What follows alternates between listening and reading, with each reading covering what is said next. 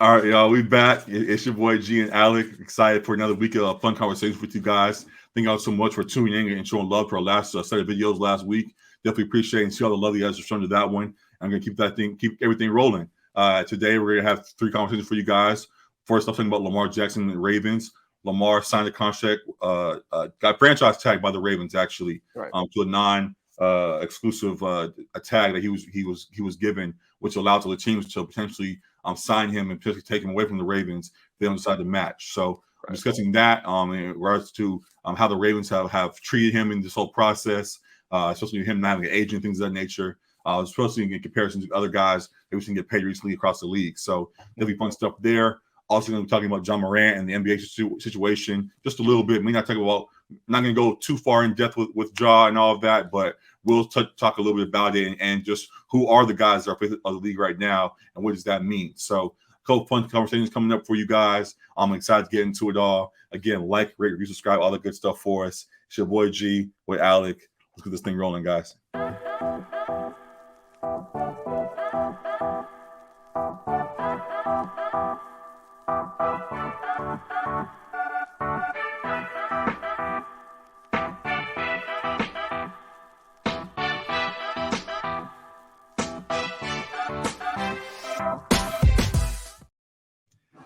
There was a story that came out, I think, today that Tiger Woods had broke up with his ex-girlfriend by leaving her at the airport. Yep. Not even him. He had his driver take her to the airport. Hey babe, we're on a trip. What should I bring? Everything. Yeah. Pack your bags. Pack your bags. And she might run into Lamar Jackson in the airport. How things are going on in Baltimore. With that non-exclusive tag, as I just showed you guys, it gives room for other teams to potentially sign him to a bigger deal. The rest of the league can pretty much say his market, and if the Ravens decide to match it, he will stay in Baltimore for whatever contract he agrees to, or he will stick to the franchise tag they was given for the season and negotiate long term after that. So definitely an interesting situation. And just jumping straight into it, our main question: do you think the way they're doing it, you think the Ravens are doing Lamar Jackson dirty? In a sense, yeah. I mean, they kind of have been doing him dirty since they didn't agree to the contract extension terms at the beginning of last year. I do understand maybe a slight hesitation from the front office just with the durability of Lamar having missed half of both the last two seasons, but he earned the contract with his MVP season already. Mm-hmm. We know what top end Lamar can do. So I believe he deserves to get paid as such. I mean, we just saw Daniel Jones get 40 M's, and not going into his pockets too much, but I think we agreed that Lamar Jackson is a better overall quarterback than Daniel Jones. So he deserves his 40 plus as well. Correct. I don't know if he is going to get that 50 that's been talked about. I don't know what his exact number is or his camp's number is for his contract, but he deserves to get paid as one of the top 10 QBs in the league. So in that sense, that they kind of have done him dirty. I think you alluded to the fact early in the season that he probably would get franchise tagged, like that he probably wasn't going to go anywhere. But I guess with this situation, he's kind of like a restricted free agent in the NBA, where if another team wants to sign him, they can still. So that's the only difference with the NFL one is that if they decide not to match the deal, the Ravens in return get like 2 first-round picks in compensation. I guess because of who he is, and I guess whatever threshold he passed in regards to his status. If he signs somewhere else and they decide not to match it, they will get compensation back for it as well, which will be pretty handsome for them. So yeah, it's an interesting decision. Yeah, very interesting. But in regards to other teams' interest or lack of interest, I don't know how much we can go off of what these front offices are saying, because a lot of times these front offices lie and there's a lot of smoke and mirrors. So I think there is definite interest in Lamar around the league. It's just maybe there's some trepidation about having to pay him 45-50 million or whatever for other teams. I don't know. But before we even get there, I want to stick with Baltimore. And surprisingly, because I know there's been a lot of fans that are outraged, technically the Ravens are doing the right thing. So to our question about did the Ravens do Lamar dirty? From like a business standpoint? From a business side, they didn't.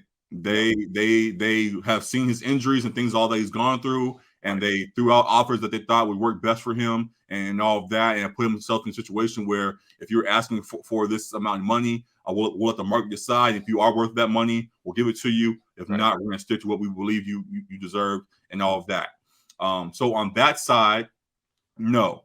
But in regards to how they've treated him the whole way throughout his whole tenure as a Raven, I guess morally, as opposed to the technical side, yes, they've done it absolutely wrong.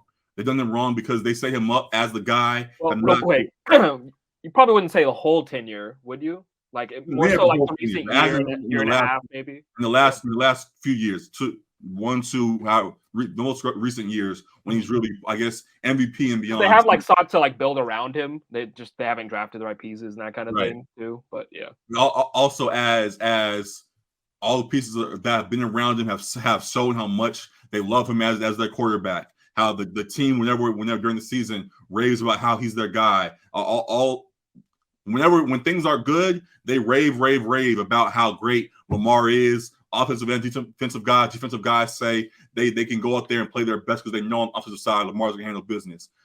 Receivers, regardless of how they feel, they say the offense may not work, but I know I can trust Lamar to make something happen. The tight ends, we see the rapport he has with Andrews and what he can develop with Isaiah Likely and what he had before with Nick Boyle, another guy, Hayden Hurst, and whoever was there in the past, and things that he makes happen with the lack of talent that we may say he has had around him, as we point out in the past. So with the amount of praise and love and how they've made it clear that he's their guy, for you guys to continue to claim that he's your guy, but not want to give him the money that clearly he deserves to match what you're saying on that end, it makes this thing seem very dirty.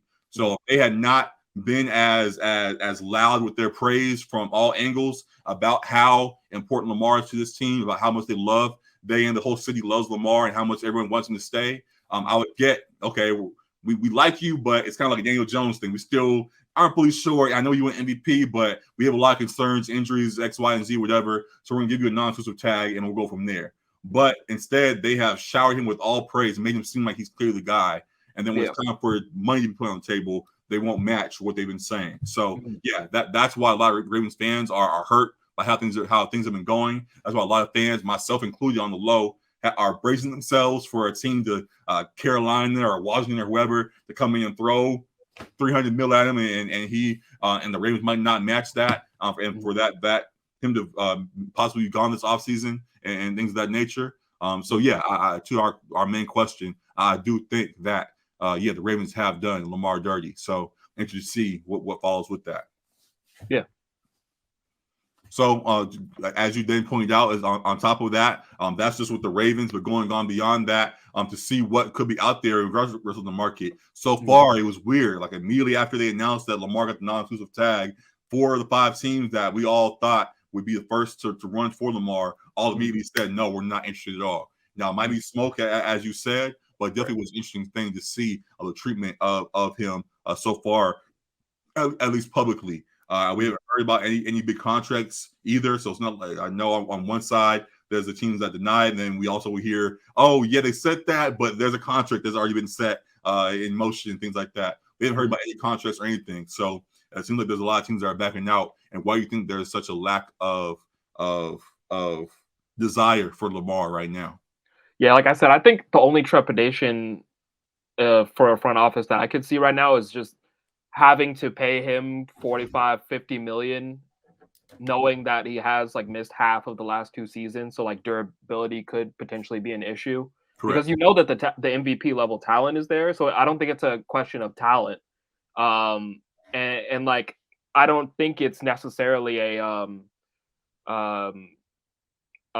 bias against his style of play necessarily either, because we've just seen Jalen Hurts be super successful as a dual threat guy, and has improved as a passer, which Lamar has as well.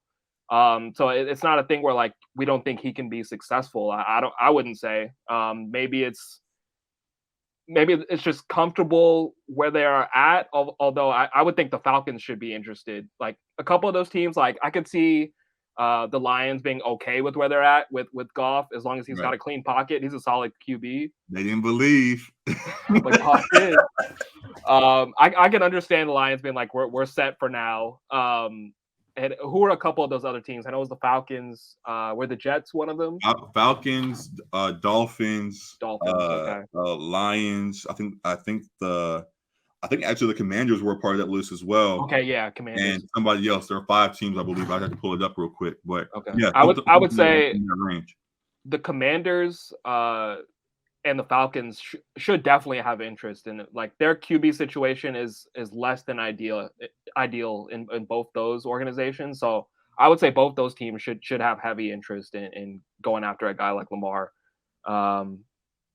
But I understand if Miami or the Jets think they can get Rodgers and who's the other team I just mentioned? Oh, the Lions. I understand if those 3 teams are like standing pat right now because they have some stability at the QB position right now. But there's definitely teams out there that could use the services of Lamar in a great major way. So I think part of it is a little bit smoke and mirrors. Part of it is some trepidation with having to give him the big payday. And we talked about it a little bit, and I brought up the scenario where you let him go when you stack up draft picks, you trade him or whatever, and you go and get Caleb Williams or whoever in the next draft. And while that's another rookie guy, and we see how you want to take advantage of high talent during their rookie deals and all of that, and while those guys may be successful in the long run, seeing what Lamar already has produced and seeing how we're a piece away, just get it.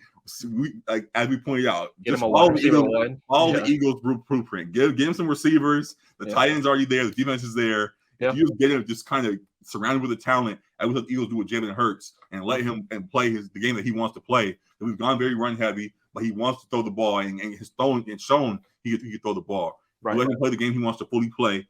We truly could be a Super Bowl team. So if we would just do that, we wouldn't have to go and potentially have to restart things with a new guy. So I still think that there's a lot of upside still with him in Baltimore. I think there's a great Super Bowl opportunity still with him here, and that Baltimore should explore that rather than seeking other options because of money being the deciding factor. So I'm very interested in that. And again, to our other point about the other teams, I'm confused as to why they aren't clamoring for him as well. But I'll let that be what it is. If they don't press for him, then they'll stay here, and that's all fine with me. But it is what it is. So very interesting things there. But you brought up Aaron Rodgers. I was going to do this as a whole separate video. But there's talks about him, as you pointed out, potentially going to the Jets. It seems like they're pretty much at the negotiation table, just trying to figure out all the logistics to get the deal done. But most likely it's headed that way. And the interesting thing is with him, and all we can talk about off the field stuff as well, but just on the field, with him being 38 years old, whatever, having a struggle to begin the last season and not really kicking in the gear at the very end. If he does go to the Jets, who have Super Bowl talent, they have potential. There's a lot of guys there that very well, if they have the right quarterback, could get them to the promised land there. Even with that being the case, we've seen situations like this recently go both ways. So my question to you is, with Aaron Rodgers to the Jets, would he be more Russell Wilson or would he be Tom Brady in that situation? Which way you think he leans in New York?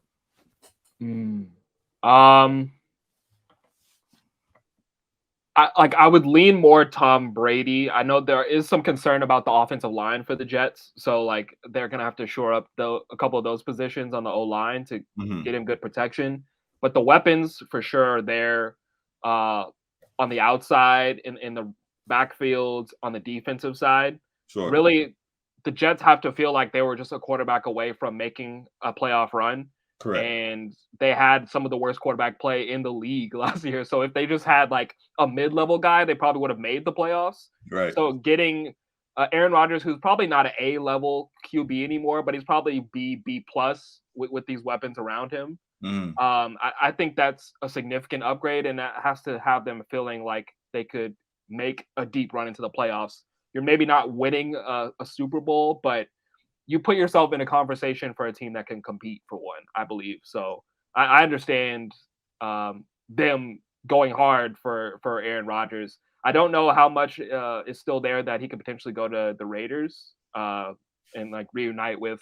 I haven't heard about that. I just saw that the Jets were meeting with him, and they have things very much in place, and there's a very high feeling that the deal is going to get done. So if we talk about the Raiders too, but they're a little bit further away than the Jets are. But in either situation, yeah, I see what you're saying. I will contrast that though and say I see a little bit more Russell Wilson in him potentially in the situations. Not that it's going to be a fall off when he gets there. I still think they will be in contention. But he is someone that likes to make his presence felt across the board. I know he's been played like he is sitting on the sideline watching, seeing what happens, and the management does what they do, and they'll come to him when he wants. But clearly, he wants to have a say. And he goes to a new situation at 38 with all the praise that continues to be showered onto him about his time on the field. I think he's going to want to make his presence felt. He might not have an office in the second floor like Russell Wilson does, but I think he may.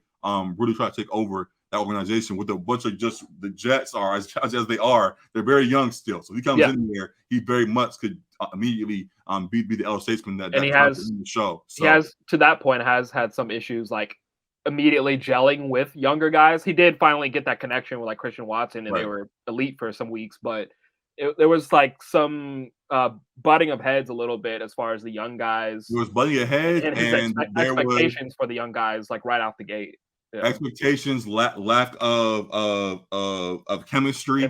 I think it was Romeo Dobbs did an interview at some point and said, I never really talked to Aaron outside of the facility and things like that. Like it was all strictly business, which to the football point still could work as their connection did. But wanting to have that chemistry on and off the field, it definitely does go along with we see the guys that are close in this league. They seem to be cool on and off the field, and that has its impact when it matters most. So when you have guys out on that squad who want to have the ball, when you have guys that really want to feel important to that team, Garrett Wilson wants to win. Who's the other one that was complaining about the ball? Elijah Moore. Elijah Moore just wanted to get the ball. Like, bro, throw me the ball. Get a look. Like, target me. All of that. So I think while Aaron can do that, if it still takes a while for them to get in sync with that, they may not make the run that many Jets fans believe they would when he first gets there. So, I could see it. I can see it going both ways. I very slightly, I'd say 51-49, I'd slide to Russell Wilson. That's the last thing I'll say on that. But still, I see that possibility just slightly more than to the Tom Brady route with him in New York. Last thing I'll say on that is I think Aaron Rodgers has always been a better QB than Russell Wilson is too. That's true too. So I think like that. That's why you won't see like the production have such a stark drop off as much. He's already kind of like not been as good as he was in previous years. Like he's had, I think, his worst statistical season of his career. But part of that was some of the issues we talked about. So there definitely is the possibility that he struggles and they struggle to find their footing initially. I don't think the no touchdown games and right. That kind of stuff, like it was real bad for Russell Wilson. Not even looking to throw it over the middle of the field at all. The Jets have too much talent on that offense with Breece Hall coming back and we have the other guys, Zion and Knight in the backfield that stepped up in replacement, and all those guys they have there. I don't think we're going to see it be that extreme. But I can see it being a slow start where they end up behind, kind of like the Packers did this year. They're fighting to get in as the Packers were this last year, and see how it goes from there. But and that's why I feel like the Raiders are still like on the table because you have that connection with Devontae Adams already. So like he doesn't have to consider.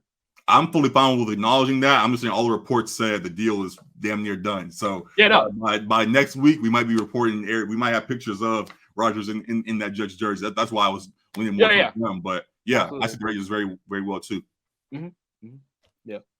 So, definitely fun things to watch in the NFL, both with Lamar and the Ravens, seeing how that pans out, and with Aaron Rodgers, if he does go to the Jets, as all things to the point that it will, or if he ends up elsewhere, as there are other teams that surely could use the services. So, fun stuff there. Excited to get more into NBA things and all of that. Can you go on? Also, we'll talk more about March Madness as that gets closer. I think Right. March Madness of the brackets get announced on this weekend, so we'll surely be around to discuss that.